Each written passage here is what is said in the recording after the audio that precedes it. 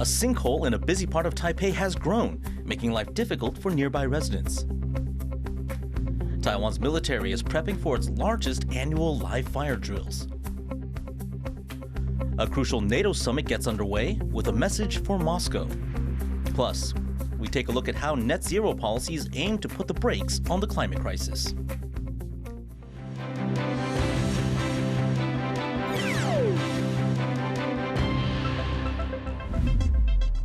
Hello and welcome to TaiwanPlus News. I'm Eric Gao. Starting off in local news, a sinkhole in a busy part of Taipei is getting bigger.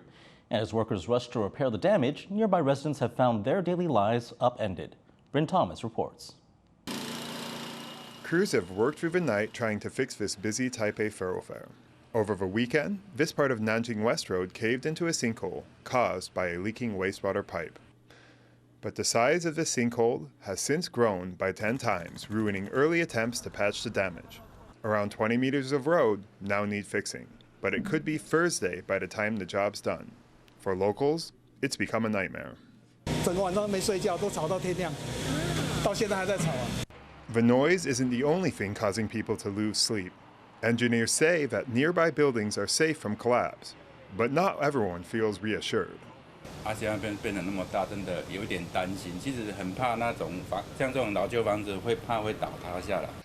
even those trying to live as normally as possible are having a hard time.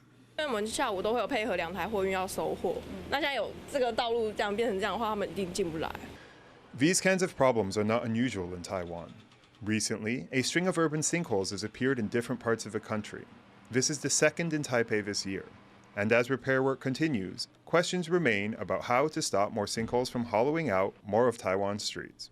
Devin Tsai, John Van Trieste, and Bryn Thomas for TaiwanPlus. To find out why Taiwan is so prone to sinkholes and what can be done about them, Wang spoke to Wang, a civil engineering professor at National Central University. Taiwan has had a string of large sinkholes in recent years, and at least 3 in the last 4 months. Why are sinkholes such a problem? 最主要会造成这个坑的原因，是因为有水在下面啊，地下水产生了一个长年累月的一个掏空的现象。然后因为上面的载重通常都是有一个比较重的东西过去，然后它承受不了，它上面那个薄壳承受不了它那个重量，所以它就掉下去。Do engineering standards for roads in Taiwan match international standards? Do Taiwan's standards need improving? 你会发现，其实美国的路跟日本路跟我们好像都很像嘛。我们台湾或者是日本的规范，其实大部分都源自于美国的联邦公路局的一个公路的一个标准规范。其实以规范的制度面来讲，其实应该算很完善的。Are sinkholes preventable? What should engineers do to stop them from becoming a problem? 如果是在人口密集的地方，或者是载重非常重的道路上，你可能需要定期去做1、2次的，不管用透地雷达，或者像美国有一种叫肉锤，用一个锤子直接打在路面，它可以看下面的路有没有掏空。如果我们可以，当它在发生初期的时候，我们做一些处置的话，那其实这些问题是可以去把它预防的。That was civil engineering professor Wang of National Central University speaking with our reporter Wang. Taiwan's largest annual military drills are now less than 2 weeks away. Rick Lauer reports on the latest details revealed by the Defense Ministry. Here at Taiwan's Ministry of National Defense, the military is revealing more details of upcoming live-fire drills, set to be one of the largest ever. For the first time, Taiwan will temporarily shut its main international airport to practice repelling an attack by China. Claiming Taiwan as part of its territory, China has recently upped threats to take the country by force, including sending over military boats and simulating a blockade. This year's exercises will focus on protecting critical infrastructure, as well as coastal and air defences. They also include responses to attacks on communications and cyber warfare, part of the so-called grey zone warfare tactics increasingly used by China. 我们会做一个相关的护航防封锁的一个作战的一个演练，还有做一个战术的一个作为的验证。当然这个部分要结合到3军的兵力来共同来执行。Rehearsals for the drills began this week. On Tuesday, a military transport plane took off and landed at a civilian airport in Taiwan south, while soldiers demonstrated protecting an oil refinery in the country's north. Alongside the military drills, exercises will prepare civilians for war. This includes country-wide air raid drills. There's already an app that will direct citizens to the nearest air raid shelter. The 5 days of military drills will test the military's response to a Chinese attack, but it's also an important show of force from a country under constant pressure to defend its freedom. Andy Xue, Sam Hui and Rick Lowett in Taipei for TaiwanPlus. A new Taipei city councillor may face legal action from Taiwan's own defense ministry. His offense? Claiming that soldiers' body armor doesn't actually stop bullets. Charlie Storer has more. This is a bulletproof vest that has failed to stop a bullet. The man who fired that bullet is Lin Pingyu, a recently elected new Taipei city councillor. He claims the vest is the type of body armour used by Taiwan's armed forces. A former paratrooper, Lin devotes much of his time to analysing defence issues. In early July, he took this vest to the US to team up with a YouTuber going by the name Uncle Sam Gun and Fun, and to test the body armour with live ammunition, specifically against a 5.8mm round like the type used by China's armed forces. The results, posted on the internet, show the bullet easily penetrated the vest. Understandably, this improvised test has not been welcomed by the authorities back home. Now, Taiwan's military says it will take legal action against the councillor if the materials used in the video are found to be controlled items of the armed forces. That is to say, if the body armour was the genuine article. 那影片当中有因为抗弹板它的来源不明，那现在还在查证当中。如果查证属实，确实是属于管制军品的话，那本部也会将依法来追究相关人员的法律责任。 But some defence experts in Taiwan have voiced support for Lin. They say that the flexible gun regulations in the US could provide a good opportunity to test Taiwan's military equipment. Testing could only be good, right? Like, this engenders more sort of a discussion on, what sort of equipment is necessary and what sort of equipment is produced domestically that could actually fit the requirements. The Defence Ministry insists that the body armour issued to Taiwan's soldiers has passed all necessary requirements, which includes testing in the US. But Lin has pushed back, saying that real combat situations are a lot different from controlled test environments. He also says there are a number of serving members of the armed forces who support him, and he's prepared to face the consequences of his actions. 那无论后面国防部有什么样的这个作为，只要是法律上有规范的，那对国家好的，我想我们都会全力来配合。 And with Taiwan's largest annual military exercises now just a couple of weeks away, the Defence Ministry must now convince the public that the country's troops are properly equipped. Patrick Chen, Andy Xue, Sam Hui and Charlie Storer for TaiwanPlus. All eyes are on Lithuania as a NATO summit gets underway there. It's opened on a high note. Turkish President Recep Tayyip Erdogan says he will forward Sweden's bid to join NATO to Turkey's parliament. And some Asia-Pacific leaders are also attending the crucial summit. Louise Watt reports. Mr. President, when will Turkey ratify membership of Sweden? One clear consequence of Russia's war in Ukraine, NATO is getting bigger. After holding out for months, Turkey's leader says he won't block Sweden from joining the security alliance. This came after Sweden agreed not to provide support to militant Kurdish groups that Turkey sees as terrorists, and to support Turkey's accession to the European Union. Turkish President Tayyip Erdogan says he will forward Sweden's bid to join to Turkey's parliament as soon as possible, something welcomed by NATO. Completing Sweden's accession to NATO is an historic step that benefits the security of all NATO allies at this critical time. It makes us all stronger and safer. Expansion is just one thing on the agenda of NATO's two-day summit in Lithuania. Leaders will also discuss what and how much support they should give to Ukraine as its war with Russia goes on. The Security Alliance is made up of 29 European nations and the United States and Canada. But also attending this summit, leaders from Asia-Pacific, including Japan, Australia, New Zealand and South Korea, whose President Yoon Suk-yeol is looking for closer security ties as his country deals with increasing nuclear and missile threats from North Korea. NATO is increasingly interested in talking with countries in the Asia-Pacific and plans to set up a liaison office in Tokyo, an unpopular move with countries in the region that don't see NATO as a favourable presence. China and Russia have bonded over a distrust of the West. And as NATO meets, the Speaker of the Russian Parliament's upper house is in Beijing.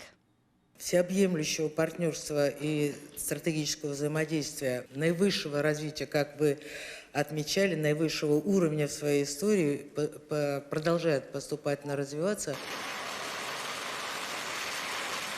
In June, for the first time, NATO listed China as a strategic priority, accusing it of rapidly expanding its nuclear capability and threatening Taiwan.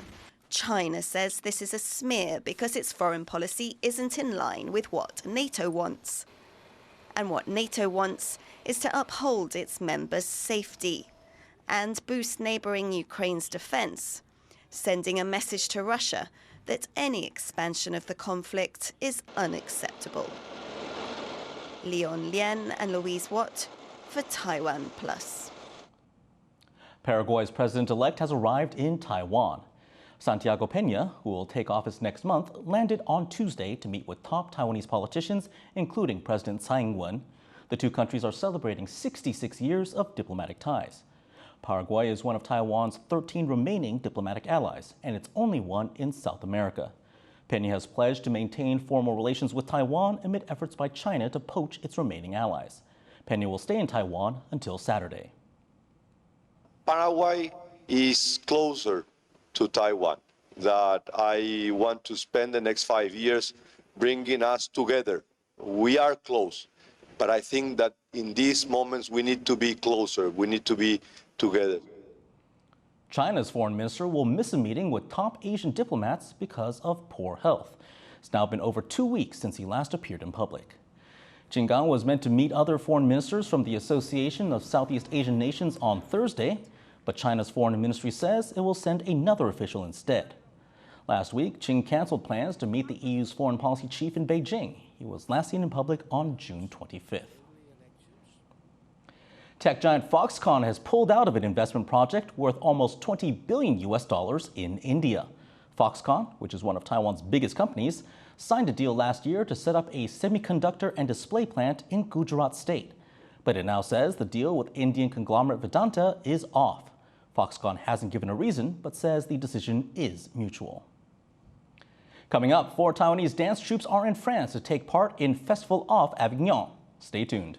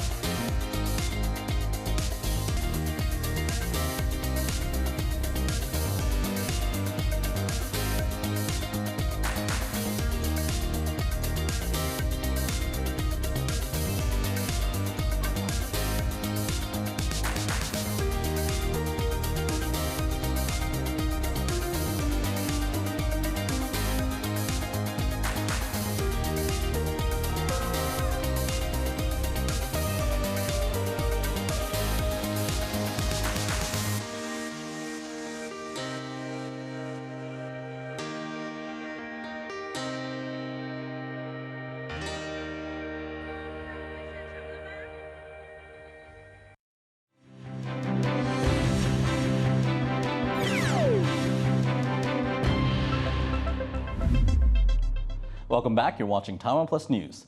At least 2 people were killed and 12 injured after an overpass collapsed in Bangkok late Monday. The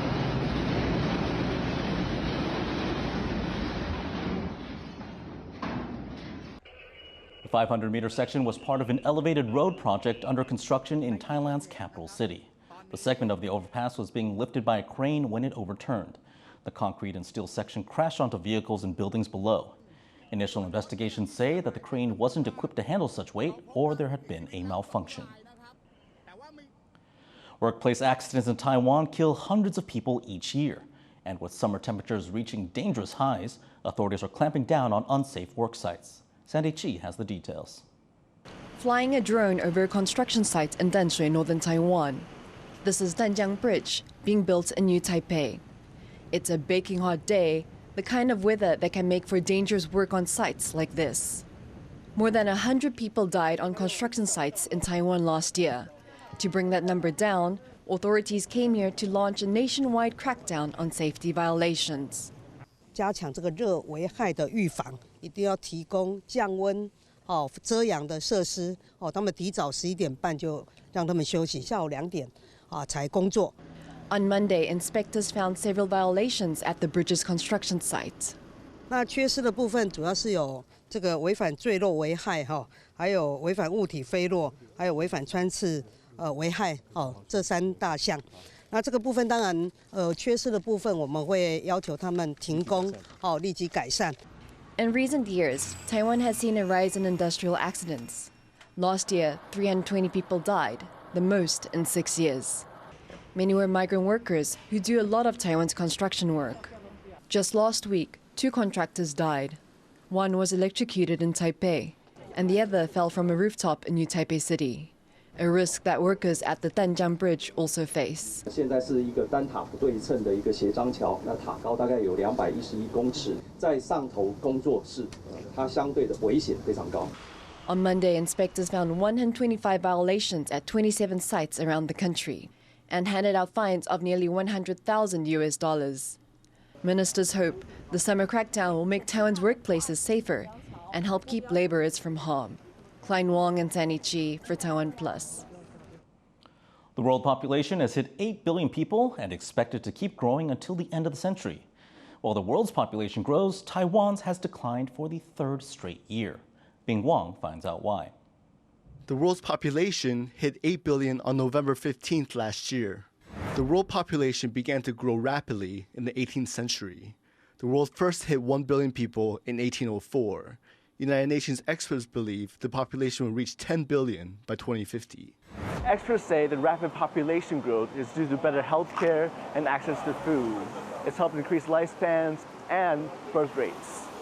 But experts also say the population is not likely to keep rising forever. What we see is a peak predicted in about 2080s, thereafter a plateau, and after 2100, we'll have to wait and see. But as the world population increases, Taiwan's population is declining as one of the lowest birth rates in the world. Last year, Taiwan hit a record low in number of births at just 138,000. The population has also dropped for the 3rd consecutive year. Taiwan's government projects the population to shrink to around 15 million by 2070. That's down from 24 million right now. Child mortality rate in Taiwan is also 3 times higher than its neighbors Japan and South Korea. 过去有许多的父母认为说趴睡可以让小孩子的头型比较好，这个没有太大的意义。但是如果造成那个新生儿猝死，那这个才真的是非常不值得。 Wages in Taiwan are low compared to the cost of childcare and property prices. Many couples still live with their parents or in-laws. Many Taiwanese also delay getting married to pursue academic degrees or careers. The population decline in Taiwan is slowly becoming a problem. The government is even offering subsidies for couples who have children. This all in hopes of slowing down the detrimental decline in population. Scott Wang and Wang for TaiwanPlus. It's been 6 months since Taiwan signed into law its goal of net zero carbon emissions by 2050. That's in line with many other countries around the world. But what exactly is net zero? And is Taiwan on track to keep its climate promises? Sally Jensen takes a look.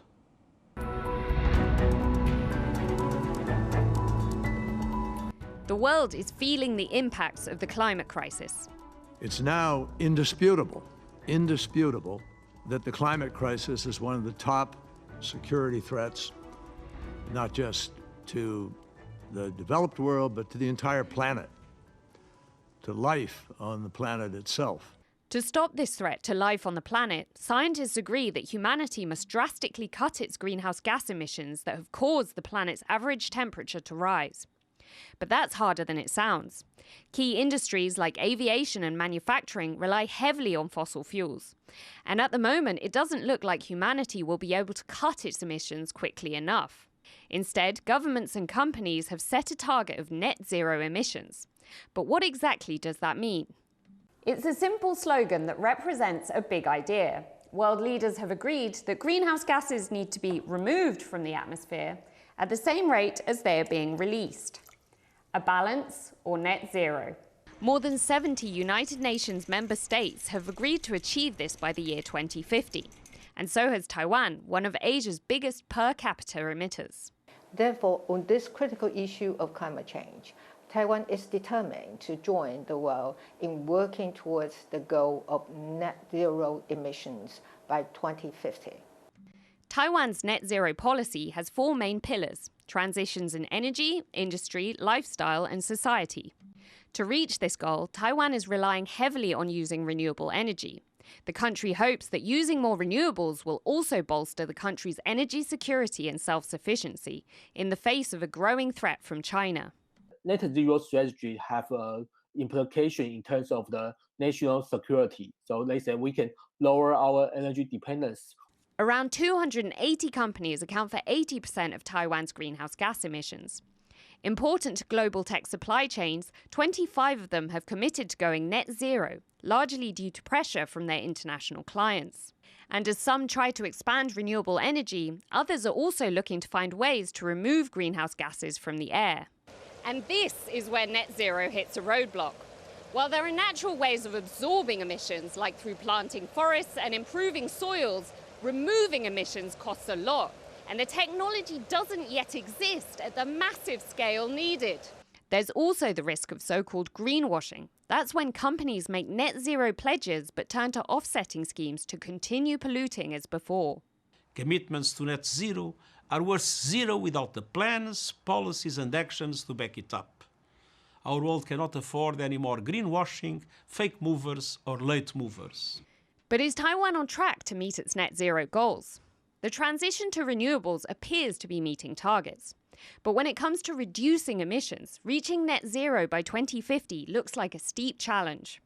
Complicating matters, for some people, the rollout of solar and wind farms is happening too fast, creating conflicts over land with a number of local communities.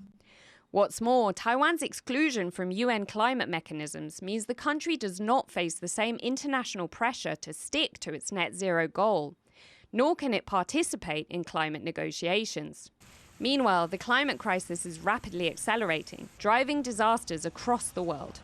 With no sign of improvement, those feeling its worst impacts question the whole concept of net zero. The planet is rapidly heating up, and Taiwan is determined to show itself as a climate leader on the world stage. But its climate action ranks consistently low compared to other countries. So for Taiwan at least, the long road to so-called net zero by 2050 may not be as smooth as it hopes. Howard Zhang and Sally Jensen in Taipei for TaiwanPlus. Taiwanese-American violinist Cho Liang-lin has issued a public apology after being accused of sexual harassment. Ling posted his apology on Facebook on Monday. Ling said he had never tried to make anyone feel uncomfortable, nor, quote, violated anyone without their consent. This comes after 2 female musicians accused Lin of verbal and physical sexual harassment. Following the allegations, the Taipei Music Academy and Festival removed him from his position as artistic director. More than 1,000 theater, dance, and music troupes have crowded into the French city of Avignon for one of the world's biggest arts festivals. And Taiwanese performers are drawing sellout crowds there. Wang has the story. The Festival Off Avignon in the south of France is one of the leading performing arts festivals in the world. This year, nearly 1,400 troupes are performing, including 4 from Taiwan. Flow ballet dance theater conveys people's inner dialogue through dance. Home Dance is performing Birdie, a work about a desire to accomplish dreams. Their opening night was a sell-out success. Oui, écoutez, le symbolisme nous a beaucoup plu, en particulier le symbolisme de la plume, qui est symbole de la vie, de la liberté, que l'on porte sur la tête ou que l'on prend en main, que l'on assume et que l'on utilise, et que l'on peut perdre aussi. Un très très beau spectacle. Guoxinzhuang Bancha Dance Theater are presenting their work Sakero. This is a word from the indigenous Amis language. The Amis have no one exact word for dance, but Sakero is the word that comes closest. Lastly, Taiwan's premier circus group, Formosa Circus Art, or FOCA, are bringing their show Circus as Folks to the festival. Synthèse entre justement comment dirais-je, la tradition et puis la nouveauté, la création. Et en tout cas, les images m'avaient vraiment beaucoup séduite. 2023 is the year of reconnection for Taiwan's performing arts. After the pandemic, the country invited international festival curators to visit in April. Now, Taiwan's dance productions are heading back out into the world to make contact once more. The city of Avignon, with its famous bridge, seems a fitting place to start. Yusen Chen and Yvonne Yang for TaiwanPlus. Thank you for watching Taiwan Plus News. Finally, check out the famous Running the Bulls, part of the San Fermin Festival in Spain. I'm Eric Gao. Take care and see you next time.